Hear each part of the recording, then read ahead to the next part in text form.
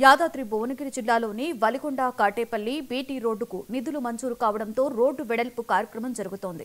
హనుమాన్ గుడి ప్రహరీ కూడా తొలగించవలసి రావడం బాధాకరమే అయినప్పటికీ ప్రజల సౌకర్యం కోసం తప్పదు అని గ్రామస్తులు అంటున్నారు. కూడా హనుమాన్ టెంపుల్ అనేది చిన్నగా ఉండేది. రోడ్డు పక్కన కిందికి లోపలికి అండర్ గ్రౌండ్ లాగా చిన్నగా ఉండేది. రోడ్డు పైకి అయింది. ఆ తర్వాత రాను రాను దాతల సహకారంతో ఊళ్ళో గ్రామ అభివృద్ధి కమిటీ అనేది గత 30 సంవత్సరాల నుంచి కమిటీ పనిచేస్తుంది.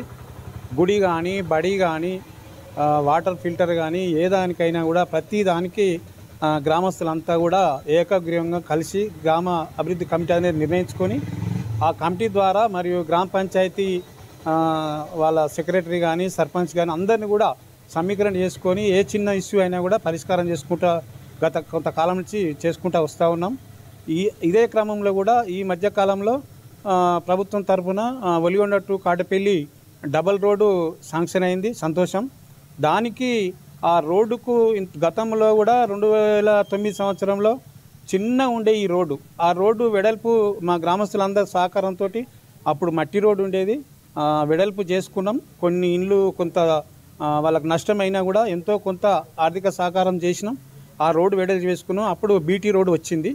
అదే అప్పటి నుంచి ఇప్పటిదాకా మళ్ళీ ఇప్పుడు డబల్ రోడ్ వచ్చింది. కాబట్టి పెద్ద విలేజ్, ఇక్కడ రాకపోకలకు ట్రాఫిక్ అంతరాయం కొంత కూలగొట్టినాం. అప్పటి కూడా ప్రహారీ గోడలు తీసేసినాం, మెట్లు తీసేసినాం, కొంచెం వెడల్పోయింది.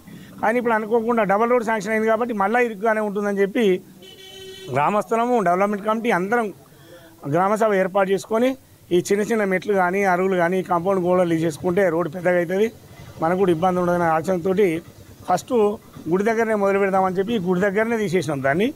అయితే ఈ గుడిని తీసేసినందుకు మా గుడి దేవుడు మా దేవుడే, మేము అందరం కలిస్తేనే ఈ డెవలప్మెంట్ అయింది, ఈ గుడి ఇంత పెద్దగా అయింది.